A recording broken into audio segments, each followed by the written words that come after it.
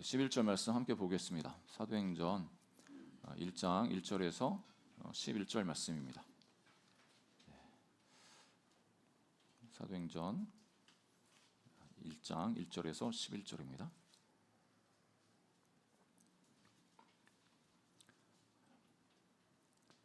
같이 교도하겠습니다. 데오빌로여, 내가 먼저 쓴 글에는 무릇 예수께서 행하시며 가르치시기를 시작하심부터 그가 택하신 사도들에게 성령으로 명하시고 승천하신 날까지의 일을 기록하였노라. 그가 고난받으신 후에 또한 그들에게 확실한 많은 증거로 친히 살아계심을 나타내사 40일 동안 그들에게 보이시며 하나님 나라의 일을 말씀하시니라. 사도와 함께 보이사 그들에게 분부하여 이르시되 예루살렘을 떠나지 말고 내게서 들은 바 아버지께서 약속하신 것을 기다리라. 요한은 물로 세례를 베풀었으나 너희는 몇 날이 못되어 성령으로 세례를 받으리라 하셨느니라. 그들이 모였을 때에 예수께 여쭈어 이르되 주께서 이스라엘 나라를 회복하심이 이때니까 하니 이르시되 때와 시기는 하나님 아버지께서 자기의 권한에 두셨으니 너희가 알 바 아니요. 오직 성령이 너희에게 임하시면 너희가 권능을 받고 예루살렘과 온 유대와 사마리아와 땅끝까지 이르러 내 증인이 되리라 하시니라. 이 말씀을 마치시고 그들이 보는 데 올려져 가시니 구름이 그를 가리어 보이지 않게 하더라. 올라가실 때에 제자들이 자세히 하늘을 쳐다보고 있은 흰 옷 입은 두 사람이 그들 곁에 서서 같이 읽겠습니다. 이르되 갈릴리 사람들아 어찌하여 서서 하늘을 쳐다보느냐. 너희 가운데서 하늘로 올려지신 이 예수는 하늘로 가심을 본 그대로 오시리라 하였느니라. 우리 5월은 가정의 달이라고 해서 또 가정을 중심으로 해서 말씀도 나누고 또 예배를 드리고 있습니다. 그리고 어린이 주일이면 어린이를 이제 귀하게 여기는 마음으로 또 하나님께 예배를 하고 있는데 가정 관련된 통계에서 참 우리가 어느 정도는 알지만 또 확실하게 나온 부분이 있어서 함께 나누길 원합니다. 이 개신교인들, 그러니까 기독교인들 신앙 계승 실태에 대해서 조사를 한 이제 통계가 있었는데 19만 19세부터 59세까지 성인들 1000명을 대상으로 해가지고 이분들은 이제 어렸을 때 미취학 전, 그러니까 초등학교 들어가기 전부터 신앙생활했던 그 사람들 대상으로 1000명 정도 대상으로 해서 설문을 이제 했는데 몇 가지 질문을 한번 좀 보고 싶은데요. 한국교회 탐구센터라는 곳에서 리서치 기관에 의뢰를 해가지고 이제 리서치 결과가 나왔습니다. 나의 신앙은 누구가 제일 나에게 영향을 미쳤냐, 나에게 영향을 준 신앙 그 선배는 누군가 이렇게 물어봤더니 어머님이 아주 절대적으로 많은 영향을 미쳤다고 이렇게 이야기를 합니다. 54%나. 아버지는 좀밖에 없습니다. 목회자, 교육자 좀밖에 없습니다. 친구. 어머니의 그 신앙이 자기의 신앙에 있어서 아주 절대적인 영향을 미쳤다 이렇게 이야기를 합니다. 그런데 뭐 이 번외지만 그 아버지가 예수님을 믿는 가정과 어머님만 예수님을 믿는 가정을 또 비교를 해봤는데 어머님만 예수님 믿을 때 그 자녀들에게 그 신앙 계승되는 그 퍼센트지보다 아버지가 신앙이 있을 때 자녀에게 신앙이 계승하는 퍼센트지가 더 높습니다. 그러니까 어머니한테 영향을 많이 받는다고 나왔는데 그런데 실제적으로 또 다시 세부적으로 들어가 보니까 아버지가 믿음을 갖고 있으면 그 아버지의 믿음이 그 자녀들한테 더 많은 영향력을 미쳐서 그 자녀들은 더 신앙생활을 할 확률이 더 높게 나왔습니다. 그 다음에 이제 신앙적 성향에 영향을 많이 받은 곳은 어디냐 해서 가정에서 영향을 제일 많이 받은 걸로 나왔습니다. 그리고 나의 신앙과 부모님의 신앙을 그러면 비교해 보면서 질문을 던졌는데 나의 신앙이 부모님의 신앙보다 좋냐 나쁘냐 낫냐 이렇게 물어봤을 때 상대적으로 부모님의 신앙보다 자기 신앙이 조금 덜하다 이런 이제 고백을 하는 거죠. 그러니까 부모님은 더 열정적으로 막 이렇게 믿었다면 이제 이 자녀들은 조금 덜 열정적으로 뭐 여기 주일 성수부터 정기적인 11조 교회 봉사 열심히 하냐 전도 많이 하느냐 이렇게 봤을 때 이 하늘색 부분이 이제 본인이고 이 주황색이랑 파란색이 이제 부모님인데 부모님이 월등히 더 높죠. 그러니까 자기 신앙에 대해서 약하다고 이렇게 또 생각하는 부모님에 비해서 약하다고 이렇게 생각하는 경향이 있고 그러면 그 사람한테 그럼 자녀들을 신앙을 교육을 하느냐 어떻게 하느냐 어느 정도 하는지 물어봤을 때 그러니까 신앙 교육 받은 계승하는 거 봤더니 부모로부터 이제 신앙 계승 받은 퍼센티지가 이제 75%지만 자녀에게 신앙 교육하는 경우가 조금 낮았습니다. 자기는 신앙 교육을 받았는데 자녀들한테는 덜 이제 하는 거죠. 그 다음 이제 그래프 보여주시면 그러면 양육하는데 아이들 양육하는데 걸림돌이 뭐냐 이렇게 물어봤을 때 부모인 내가 신앙이 확고하지 않아서 뿐만 아니라 저 밑에 신앙 교육의 구체적인 방법을 몰라서 그러니까 부모인 자신이 좀 부족하고 약해서 자녀들 양육하는데 신앙 양육하는데 좀 부족한 것 같다. 뭐 이런 이제 고백을 하고 있습니다. 뭐 자녀들이 바빠서 학업 때문에 뭐 자녀가 신앙을 받아들이지 않아서 이런 퍼센티지도 있지만 부모로서 자신이 역량이 잘 되지 않는 거에 대해서 이렇게 결과가 나왔습니다. 여러분 우리가 가정 안에서 이제 신학 교육 여기 계신 분들은 다 이제 어렸을 때부터 아리 이제 출가한 우리 자녀들도 있고 신앙 교육하는 게 너무나 중요한 것을 다 알고 또 그렇게 해오셨습니다. 그래서 뭐 교회 가는 것 교회 가자고 할 뿐만 아니라 뭐 11조 생활이라든지 뭐 여러 가지 예배에 대해서도 이제 권면도 해주시고 또 말씀을 읽는 부분이라든지 여러 가지로 많이 교육하시고 권면하셨을 겁니다. 근데 어떤 부분에서는 그 아이가 잘못했을 때 이제 훈계도 필요하지 않습니까? 책망도 해야 되는데 다 잘하는 부분이 없기 때문에 바로 세우기 위해서는 이제 책망도 해야 되는데 이런 부분에 있어서 자기가 자녀에게 책망하는 이런 부분들을 잘 못한다고 이야기를 합니다. 왜냐고 물어봤더니 내가 제대로 못 사는데 내가 똑바로 못 사는데 자녀들한테 그렇게 얘기하는 게 좀 마음이 좀 걸린다 이렇게도 이야기를 합니다. 다윗도 그렇지 않습니까? 다윗도 자기가 하나님 앞에 범죄한 그 과거의 그 사실들이 있기 때문에 압살롬이 형제를 자기 형을 죽이고 도망치고 그런 상황에서 이제 압살롬이 어떻게 우여곡절 끝에 이제 다윗이 불러서 왔지 않습니까? 그럼 다윗이 어떤 부분에서 네가 잘못한 거에 대해서 넌 이거 잘못했어. 그것은 정말 하나님 앞에서 죄야. 이렇게 책망하면서 그리고 또 다른 부분에서 용서를 구하면 받아주고 이렇게 해야 되는데 이 다윗의 삶을 보면 압살롬을 뭐 책망했다. 뭐 잘못한 거에서 뭐 책망했다. 그 용서를 받아줬다. 이런 부분이 없습니다.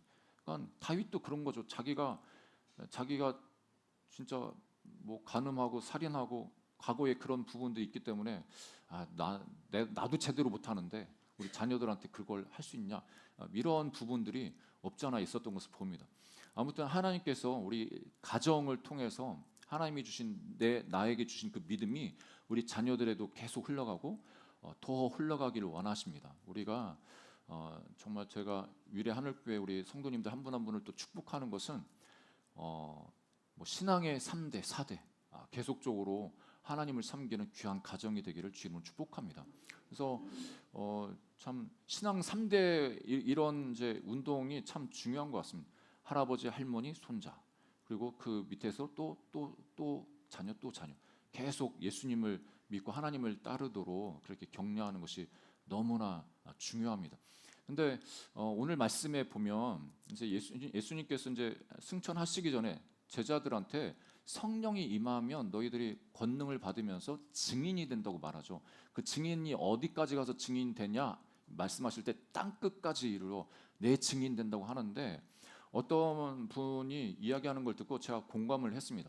땅 끝하면 포괄적인 의미가 있습니다. 아직까지 예수님을 믿지 않는 그 나라, 민족 그런 사람에게 그것이 장소적인 의미가 있고 인물적인 의미가 있는데 그것이 땅끝이라고 이야기해서 우리가 미전도 정도 그 선교도 열심히 합니다. 아직까지 보험이 들어가지 않고 교회가 세우지 않는 그 미전도 지역을 땅끝으로 여기고 열심히 선교하죠. 근데 어떤 분이 이런 말씀하실 때 제가 마음에 동감한 게 자기가 서 있는 곳에서 앞으로 계속 뭐 이게 다 뚫렸다고 생각해가지고 계속 다 직진하면 결국에 지구 한 바퀴 돌아가지고 내 뒤로 오지 않습니까? 땅끝은 내 뒤야. 내 주변이야. 내가 있는 이 자리가 땅끝이야. 이렇게 말씀하시더라고요. 그것도 의미가 있고 맞다고 생각됩니다. 왜냐하면 어떻게 보면 땅끝이 다른 곳이 아니라 이 땅끝을 향해서 전진하고 복음을 들고 앞으로 전진하다가 돌아오는 곳은 내가 있는 이 자리 아니겠습니까?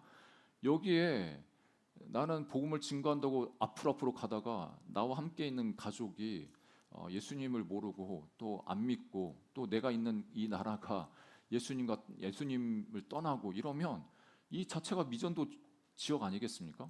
그래서 우리의 땅끝이 다른 곳이 아니라 우리의 가정일 수 있다.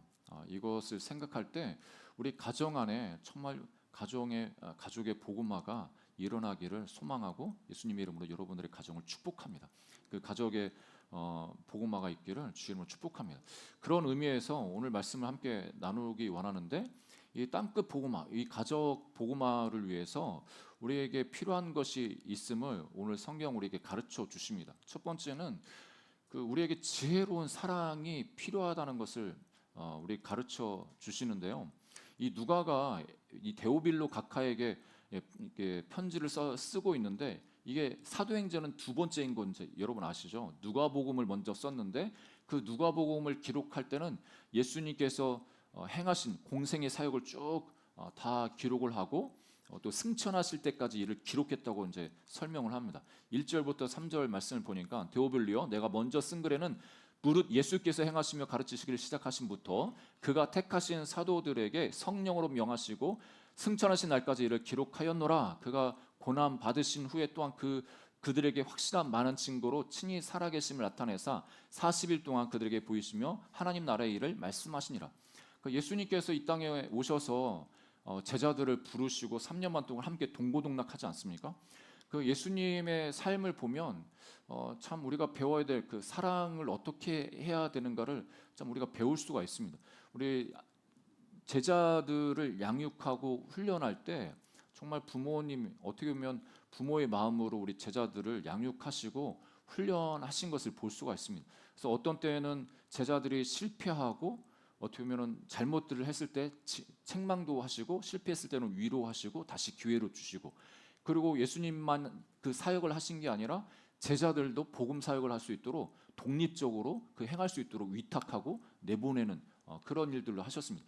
그리고 어떻게 보면 부활하시고 그냥 바로 승천하시면 되는데 예수님 그렇게 안 하시고 어떻게 보면 자기가 죽을 그 직전에 다 도망갔던 제자들 정말 실패와 좌절로 그렇게 어려운 마음을 가지고 있을 그 제자들에게 찾아오셔서 다시 한번 그 제자들을 격려하시고 하나님 나라 일을 가르치신 것을 봅니다. 그래서 누가복음 8장부터 보면 예수님이 제자들과 하나님 말씀을 따라가는 사람들을 어떤 마음으로 함께 했는지를 보여주는데 예수의 어머니와 그 동생들이 왔으나 그러니까 예수님이 공생에 사역할 때 마리아와 그 동생들이 찾아온 거예요.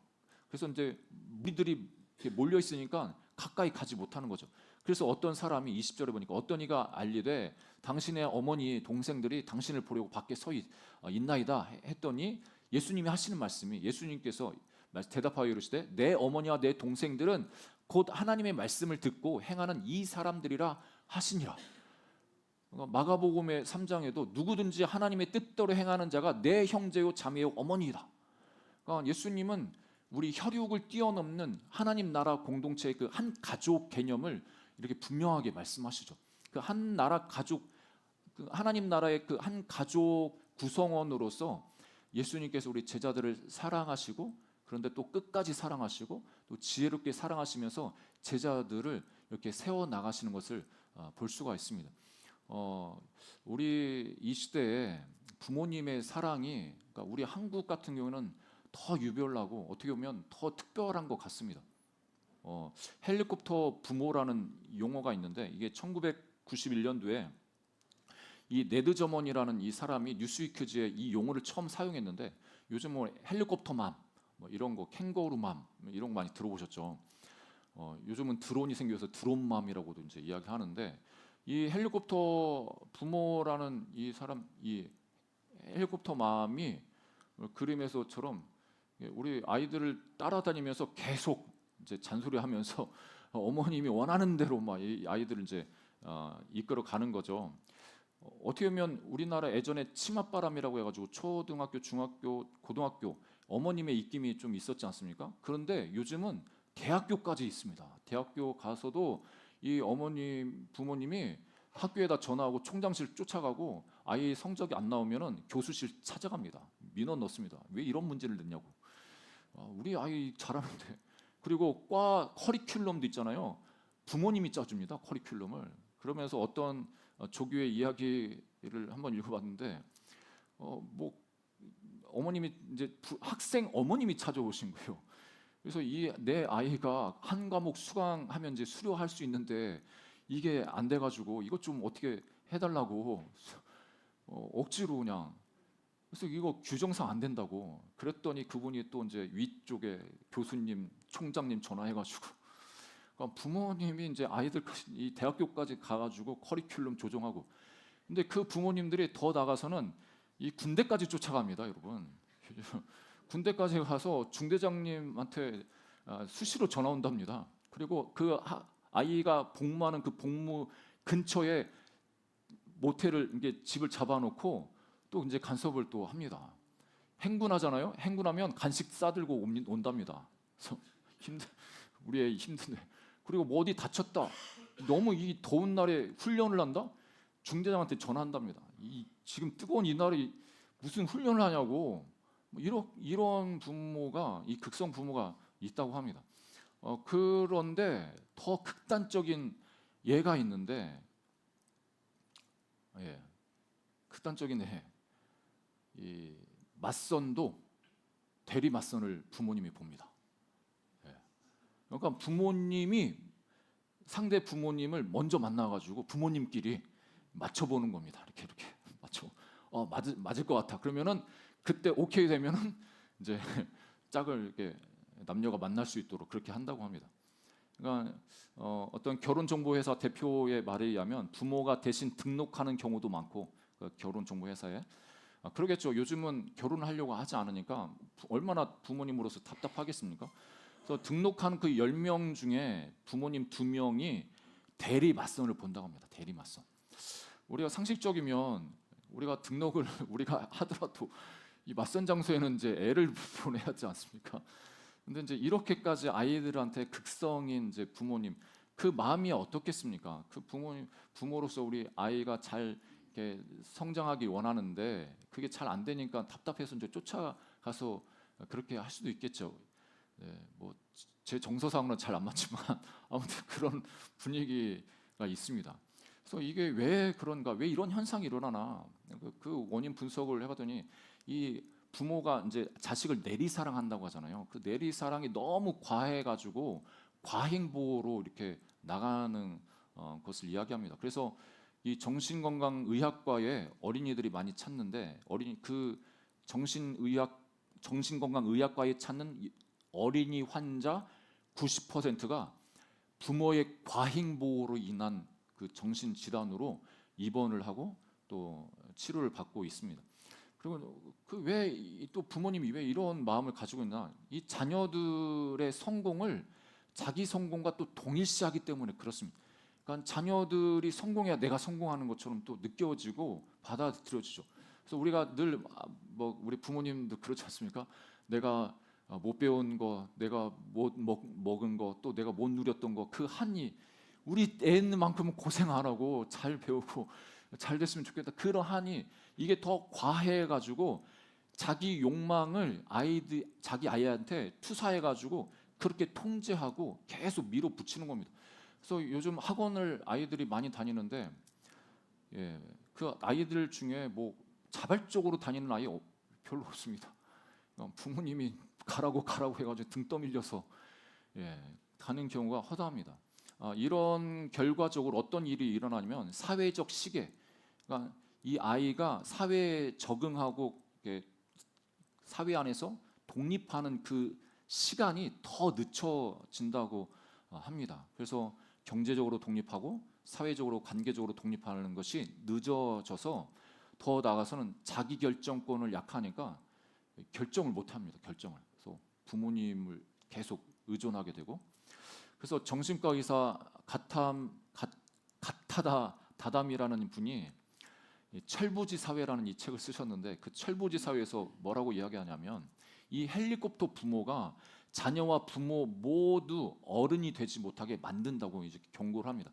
그러면서 이제 이분이 하시는 말씀이, 자녀를 과잉 보호하는 부모의 기저에는 스스로의 불안과 공포가 자리 잡고 있다. 이렇게 분석하고, 자녀가 실패하면 자신이 불안함으로 자녀의 인생에 개입한다는 것이다. 이런 환경에서 자란 자녀는 실패를 더 두려워하게 되고 성인으로 제대로 성장하지 못한다. 자녀가 진짜 어른으로 성장하려면 스스로 실패를 딛고 일어나는 경험을 해야 한다. 그러니까 우리가 아이들이 실패하는 거 되게 두렵죠. 다 성공하고 승승장구하고 하면 좋겠는데, 그런데 그 불안까지도 이렇게 내려놓을 수 있고 하나님께 맡길 수 있어야 아이가 건강하게 잘 자랄 수가 있다고 이제 말하는 거죠. 그러니까 어떻게 보면 예수님도 오셔가지고 우리 제자들 실패하지 않았습니까? 예수님 못 박힐 때 다 도망가고 얼마나 예수님이 열받겠습니까? 그래도 끝까지 사랑하시면서 그런 실패 과정을 통해서 다시 일으켜 세워주시고 성령을 부어주셔서 성령 충만한 예수님 제자로 끝까지 살아갈 수 있도록 격려하신 것을 봅니다. 우리에게 하나님의 지혜가 너무나 필요한 것을 봅니다. 지금 나는 애 다 키워서 다 출가시켰어, 나는 이제 더 필요 없어, 이렇게 생각하실 수 있는데, 그래도 우리가 다음 세대, 우리 자녀들 그 다음 세대를 어떻게 또 하나님 말씀으로 신앙으로 잘 양육할 수 있을지 하나님의 지혜가 필요한데, 그 하나님의 지혜로 사랑하는 우리 가정이 되시기를 주 이름으로 축복합니다. 두 번째는 이 가정 안에서 행복한 증인으로 살아가야 됩니다. 여러분, 예수님 안에서 이 가정에서 행복하시기를 주 이름으로 축복합니다. 여러분들이 행복하셔야 됩니다. 요즘 저도 내가 더 행복해야지 이렇게 생각하고 있습니다. 저와 여러분이 예수님 믿는 것 때문에 행복하셔야 됩니다. 정말 행복하셔야 됩니다. 오늘 예수님도 성령이 임하시면 너희에게 임하시면 권능 받고 예루살렘과 온 유대와 사마리아 땅 끝까지 내 증인이 되리라고 이렇게 하시는데, 여러분 그렇죠. 예수님의 증인으로 살아가는 것, 어떻게 보면 밖에 나가서 전도할 때 증인으로 살고, 또 다른 지역에 가서 복음 증거하면서 증인으로 살고, 어떤 부분은 쉽습니다. 어떻게 보면 잠깐 있다 오니까. 그런데 가정에서 증인되는 건 진짜 힘들죠. 24시간 보고 365일 보고 10년, 20년, 30년. 부모로서 자녀들한테 이게 권면하고 그러기도 어떤 때는 참 부담이 될 때가 있습니다. 내가 짜증내고 내가 감사하지 못하고 내가 슬퍼하고 내가 낭망하면서 불안해하고 그러는데, 자녀들한테 너 예수님이 함께 하셔 강하고 담대 이렇게 말하면 엄마도 불안해하면서 아빠도 짜증내고 감사하지 못하면서 아빠 그런 말 한다고 이렇게 또 생각을 하지 않겠습니까? 또 우리가 자녀들과 함께 살아갈 때 솔직한 게 너무 중요하고, 연약하지만 내가 그래도 하나님을 의지하면서 하나님이 주신 그 권능, 여기서 나오는 이 권능이, 성령의 권능이 단지 복음 증거할 때 뭐 축기가 일어나고 어떤 치유가 일어나는 그 권능도 포함되지만, 궁극적으로 여기서 말하는 권능은 하나님의 사람으로 그리스도인으로 살아갈 수 있는 능력을 이야기합니다. 그러니까 전도하러 나갈 때만 능력 필요한 게 아니라 집에서 그리스도인으로 살아갈 때 이 능력이 너무 필요한 겁니다. 그래서 우리가 성령의 능력을 구하면서 이 가정에서 살아야 됩니다. 여러분, 우리 가정 안에서 행복하시기를 주로 축복합니다. 그 행복하게 살아가는 것, 성령의 능력이 주어져야 되는데 그 능력을 의지하면서 나가기를 주로 축복합니다. 이 에베소서 5장 6장에 보면 이 가정복음이라고도 이야기하는데, 이 부부 관계에서 어떻게 해야 되느냐, 부모와 자식 관계, 또 자녀들은 부모한테 어떻게 해야 되느냐, 그리고 회사나 이 사회에서 상전과 종들은 어떤 관계를 맺고 살아가야 되느냐, 이렇게 권면을 할 때, 그런데 이 권면 전에 사도 바울이 뭐를 이야기하냐면 성령 충만함을 받으라고 이야기합니다. 그러니까 맨정신으로는 하나님 말씀 순종 못하기 때문에 너희들이 성령 충만해야 이렇게 살아갈 수 있어 하면서 성령 충만함을 받으라고 이 에베소서 5장 18절 21절 이렇게 말씀하죠. 우리 한번 읽어볼까요? 에베소서 5장 18절 21절입니다. 시작. 술 취하지 말라. 이는 방탕한 것이니 오직 성령으로 충만함을 받으라. 시와 찬송과 신령한 노래들로 서로 화답하며 너의 마음으로 주께 노래하며 찬송하며 범사에 우리 주 예수 그리스도의 이름으로 항상 아버지 하나님께 감사하며 그리스도를 경외함으로 피차 복종하라. 이 그리스도를 경외함으로 피차 복종하라. 그 다음에 바로 아내들이여 남편에게 복종해라 이렇게 말씀하죠. 아내들이여 남편에게 복종하라 이 말씀 먼저 해버리면 성령 충만 받으라는 말 없으면 이 말 순종을 못합니다. 성령 충만 받아야 됩니다. 그 성령 충만해서 나타나는 그 결과가 시와 찬송과 신령한 노래. 그러니까 우리 안에 찬송이 터져 나오는 겁니다. 감사가 터져 나오는 겁니다. 그러니까 내가 성령 충만하지 않는 걸 어떻게 하냐면 내가 찬송이 없다, 감사가 없다. 내가 성령 충만하지 않은 거예요. 그러면 우리가 기도해야겠죠. 더 그러면 성령 충만하지 않다고 느꼈을 때 일부러 더 감사하고 또 찬양할 때 성령 충만이 또 임합니다. 여러분 정말 이게 상호작용인데 성령 충만해야 하나님을 찬송하고 기쁨이 임해서 감사가 임하고 그리고 또 우리가 감사하고 또 찬양하고 하나님을 기뻐하기로 결정하고 나갈 때 우리가 또 성령 충만함이 임합니다. 그래서 데살로니가 5장 16절 18절에 우리가 잘 아는 이 말씀 우리 같이 읽어볼까요? 시작. 항상 기뻐하라. 쉬지 말고 기도하라. 범사에 감사하라. 이것이 그리스도 예수 안에서 너희를 향하신 하나님의 뜻이다. 그러니까 하나님의 뜻이 다른 데 있는 게 아니라 하나님 뜻이 뭐냐면 우리가 평소에 항상 기뻐하는 겁니다. 쉬지 말고 기도하는 거고 범사에 감사하는 겁니다. 그러니까 이게 우리를 향한 하나님의 뜻이라고 말합니다. 다른 말로 하면 예수님 안에서 우리가 행복한 삶을 사는 게 하나님의 뜻이라는 겁니다. 이런 기뻐하고 기도하고 감사하는 거 행복한 사람들이 하는 거 아니겠습니까? 행복이 터져 나오는 사람, 행복한 사람들이 너무나 기뻐하면서 감사하면서 그렇게 주님 의지하면서 사는 거 아니겠습니까? 그러니까 행복하게 너희들 살아라 하나님 뜻이야. 근데 그 행복하게 살아가는 것 성령의 능력이 필요하기 때문에 성령 충만함을 구하고 하나님을 의지해야 된다. 그럴 때 하나님께서 도와주시고 하나님께서 말씀으로 이끌어 주신다는 겁니다. 여러분 가정 사역자 중에 우리나라의 여성 사역자 중에 이기봉 그 교수님이 참 유명하신 분인데 그분에게 딸이 있는데 그 딸이 이제 고등학교 들어가가지고 이제 첫 시험을 봤습니다. 그 시험 성적표가 나와가지고 성적표를 가지고 왔는데 아주 당당하게 이제 가져오는 거죠. 성적표 봤더니 이 성적이 너무 형편없는 거예요. 갑자기 이 노력도 안 하고 이런 몇 마디 이렇게 하려고 하다가 이 마음에 하나님이 이거 어떻게 내 감정은 내 생각은 그냥 한마디 그냥 쏘아붙이고 그냥 내가 너를 어떻게 키웠는데 어떻게 뒷바라졌는데 이 성적이 이게 뭐야 이렇게 하고 싶은데 하나님이 그렇게 하지 말라고 마음이 성령님께서 주님은 성적과 상관없이 얘 성적과 상관없이 내가 얘를 사랑한다고 그래서 주님의 그 마음을 부어주십시오. 그렇게 속으로 기도하면서 딸 아이를 이렇게 안아주면서 잘했다고 수고했다고 고생했다고 시험 보느냐고 그렇게 안아주고 이제 보냈죠. 이제 두 번째 이제 시험을 치르고 이제 시간이 흘러서 이제 얘가 또 성적표를 가져온 거예요. 너무 해맑게 이제 성적표를 가져온 거예요.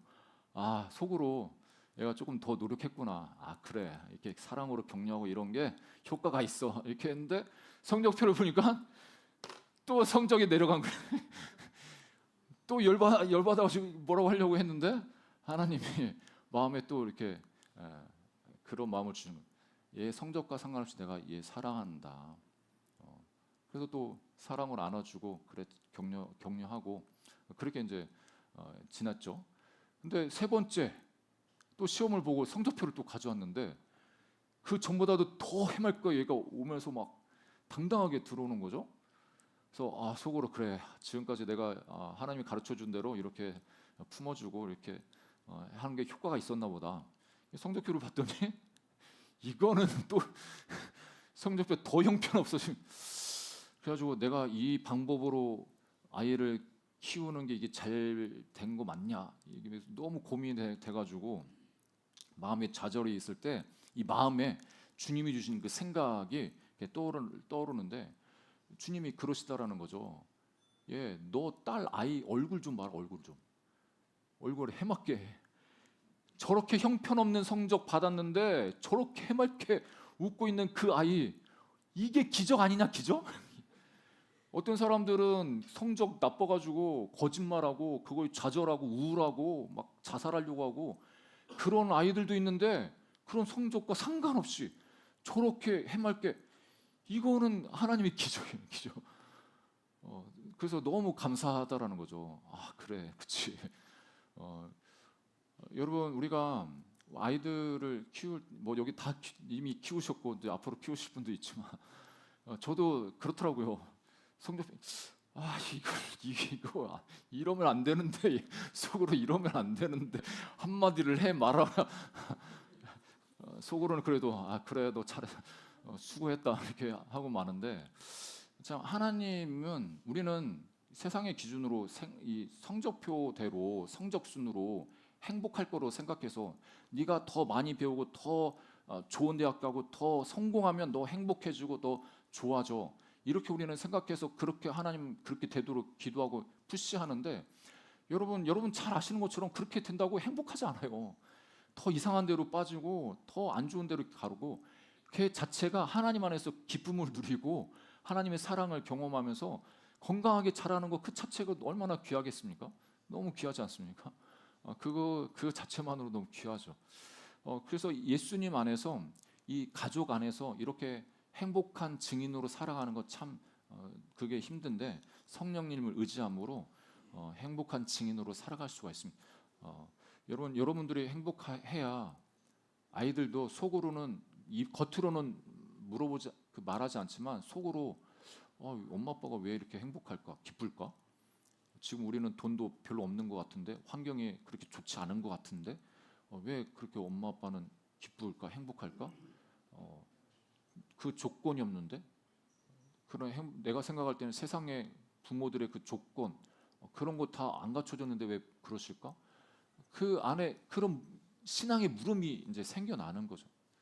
그러면 결정적인 순간에 물어보게 되어 있고, 부모님의 그 신앙, 정말 절망과 실패와 어려움 가운데서도 예수님 때문에 힘을 얻고 예수님으로 해서 기뻐하고 즐거워하는 그 부모님을 보면서 그 마음이 바뀌기 시작합니다. 그런 일들이 일어나기를 주의 이름으로 축복합니다. 마지막 세 번째는 신뢰하고 기다리라고 말씀하십니다. 예수님이 승천하실 때 제자들에게 분부하시는 말씀이 있는데 4절 5절에 보니까 이 사도들을 불러 모아놓고 그들에게 이제 분부하시는데, 예루살렘 떠나지 않고 내게서 들은 바 아버지께서 약속하신 것, 성령님이죠. 성령님을 기다려라. 요한은 물로 세례를 줬지만 이 성령으로 너희가 세례를 받을 것이야 하면서 기다리라고 이야기하죠. 실제로 이 제자들이 기다렸죠. 그 약속의 말씀을 믿고 기다렸을 때 성령을 받았습니다. 어떻게 보면 예수님이 약속하신 그 약속을 신뢰했기 때문에 기다릴 수 있었죠. 하루 기다리고 이틀 기다리고 3일 기다렸는데 아무 일 안 일어나. 마음이 조급해져. 이거 예수님이 잘못 말하신가? 아니면 이때가 아닌가? 그래서 조급해서 뛰쳐나갈 수도 있겠죠. 그런데 하나님을 신뢰했기 때문에 기다릴 수가 있었습니다. 이게 동일하게 우리 가정에도 적용될 수가 있습니다. 하나님이 우리 아이를 축복하시고 불러주시고 언젠가는 하나님 앞에 나올 거라는 그 신뢰를 갖고 계속 축복하며 나아갈 때 돌아오게 되어 있습니다. 그런 은혜가 저와 여러분 가운데 있기를 주님으로 축복합니다. 주 예수를 믿어라. 이 사도행전 16장 31절에도 그리하면 너와 내 집이 구원을 받으리라, 이렇게 사도 바울이 선포를 합니다. 예수님을 믿는 나를 통해서 또 나의 기도와 복음의 씨앗을 때때마다 심는 그것을 통해서 언젠가는 하나님께서 그 결실을 맺도록 역사하십니다. 여러분 잘 아시는 어거스틴의 어머님이, 어거스틴이 한창 방탕했을 때 너무 답답해가지고 이 아들 좀 회개하고 돌아오면 너무 좋겠는데 그렇지 않으니까 그 주교님, 그때 당시 이제 주교한테, 암브로시우스라는 주교한테 찾아가가지고 상담하면서 이 주교님, 이 애가 내 말도 안 듣는데 좀 불러다 놓고 주교님이 좀 책망해주고 훈계해달라고. 내 말을 안 들어도 주교님 말은 좀 들을 거 아니냐고. 그렇게 할 때 이 주교님이 아주 유명한 말씀하셨습니다. 그게 뭐냐면 눈물의 기도로 키우는 자식은 망하는 법이 없습니다. 눈물의 기도로 키우는 자식은 망하는 법이 없습니다. 지금 당장 그게 안 보여도 우리가 이걸 신뢰하고 하나님께서 회복하실 것들을 기대하면서 끝까지 기다릴 수 있는 저와 여러분 되기를 주님을 축복합니다. 어떤 목사님 간증도 한번 소개하면, 김기석 목사님이라고 청파교회 담임하시는 목사님, 아주 점잖으신 우리 목사님이 고등학교 졸업할 때까지 예수님 안 믿고 신앙생활 안 하셨는데, 이분이 어느 날 교회 다니시기 시작하시면서 또 신학 공부한다고 그렇게 결정하고 입학을 했습니다. 그러니까 입학식 하는 날 어머님이 부르시더라는 겁니다. 어머님이 불러놓고 너무 이제 엄마 그 어머님의 그 기도가 우리 아이 예수님 믿고 신앙생활하는 거 그걸 잘 알기 때문에 엄마가 내가 신학교 간다 하니까 또 기뻐하시는구나. 그래서 어머님이 하시는 말씀이 내가 참 기쁘다고. 그래서 왜냐고 물어봤더니 내가 막내 아들을 주의 종 되게 해달라고 그렇게 기도했는데 하나님이 응답해 주셨다고. 근데 이 목사님이 의아한 게, 어머님은 자기가 교회 나가기 전 14년 전부터 기도하셨다고 하는데, 어머니 왜 그러면 나한테 교회 가자는 소리 한마디도 안 했어요? 그 어머님이 교회 가자는 소리 한마디도 안 하셨대요. 이런 기적 같은 일이 그 목사님한테 교회 가자는 말을 한마디도 안 하셨대요. 근데 14년 전부터 자기 아들을 위해서 예수님 믿게 해주시고 주의 종 삼아 주십시오. 이 아들이 그걸 알았겠습니까? 자기는 하나님께만 부탁했다고. 하나님께만 부탁했다고. 하나님께서 저와 여러분의 기도에 신실하게 응답해 주십니다. 길선두 장로님 그 아들 간증도 소개하면서 마무리 짓겠습니다. 여러분 잘 아시는 길선두 장로님, 평양 대부흥에 아주 키 역할을 하셨던 그 장로님이 이제 목사로도 이제 사역을 하셨죠. 근데 그 장로님 아들이 정말 망나니셨던 것 같습니다. 술주정뱅이. 그러니까 그 장로님은 어떻게 보면 점잖으시면서 그 평양 대부흥의 선봉에서 중요한 역할을 감당하시는 분이었는데, 아들은 맨날 술 먹고 돌아다니고 너무 이 애가 타는 거죠. 부모 입장에서 얼마나 애가 타겠습니까? 아무리 책망해도, 너 그러면 안 된다고 책망해도 계속 비행을 저지르고, 그러니까 계속 비행 저지르니까 이 장로님도 이 말이 험하게 나가는, 우리 자녀들 키우면 아시겠지만 말 안 들으면 더 험하게 나지 않습니까? 그러면서 이 저주받을 하나님이 너 그렇게 하면 너 저주받는다 막 이렇게 겁박을 주면서 그렇게 하는 거죠. 그런데 이제 하루는 선교사님이 이 장로님 불러가지고, 장로님 그 아이 그렇게 저주하고 그러면 아이 변화되지 않는다고, 그냥 축복하시라고 축복만 하시라고. 그래서 그 장로님이 그 말을 듣고 아들을 저주하지 않고 이렇게 겁박하지 않고 축복하기로 마음 먹고, 내 마음부터 고쳐야겠다 해서 100일 새벽 예배 이제 새벽기도 이제 작정하고 기도를 하신 거죠. 처음에는 그러니까 그렇지 않습니까? 내가 키운 아이여도 이렇게 부모 마음에 상처를 주면 행동하면은 축복의 말이 잘 안 나오는 자기도 이제 너무 아이가 너무 이렇게 술주정뱅이에다가 망나니 짓을 하니까 축복의 말이 잘 안 나오는 거죠. 그래도 이제 의지적으로 축복하면서 기도하고 이렇게 할 때 하나님이 그 마음을 만지시고, 100일째 되는 날에 새벽 기도회 하고 있는데 자기 아들이 술 완전 만땅 취해가지고 교회 문을 팍 차고 들어오는 겁니다. 이 장로님이랑 성도들이 깜짝 놀라가지고 긴장하고 어떤 횡패를 부릴까 하는데, 그 아들이 첨벅첨벅 걸어오면서 가운데 주저앉고 엉엉 대성통곡하면서 울더라는 거죠. 그 이후에 이제 그 아드님이 변화되셨다고 이렇게 간증을 들어봤습니다. 여러분, 하나님께서는 어제나 오늘이나 영원토록 동일하시고 우리 기도에 신실하게 응답하시는 좋으신 하나님이십니다. 그 하나님을 신뢰하고 마음의 평강을 가지고 기다리면서 기다리면서 다른 게 아니라 우리 자녀들을 예수 그리스도 이름으로 마음껏 축복하시면서 그렇게 기다리시기를 주 이름으로 축복합니다. 그럴 때 하나님이 일하여 주실 줄 믿습니다. 이 시간 함께 이 말씀을 기억하면서 성찬을 대했으면 좋겠는데요. 하나님께서 우리를 이 가정에, 우리의 땅끝이라고 할 수 있는 이 가정에 증인으로 불러주셨습니다. 행복한 증인으로 살아가기로 결정하고, 또 성령님 우리를 도와주시도록 은혜를 구하고, 또 우리가 하나님을 신뢰하면서 끝까지 포기하지 않고 우리 아이들을 마음껏 축복하는 그런 부모로 살도록 위해서 함께 기도했으면 좋겠습니다. 우리가 성찬을 대할 때 하나님의 사랑이 부어지고 우리 마음에 다시 한번 회복되는 역사가 있도록 위해서도 함께 기도하겠습니다. 우리 주님 서원 부르시고 같이 기도하겠습니다. 주여, 주여, 주여. 주신 하나님 아버지를 항상 감사드립니다. 하나님,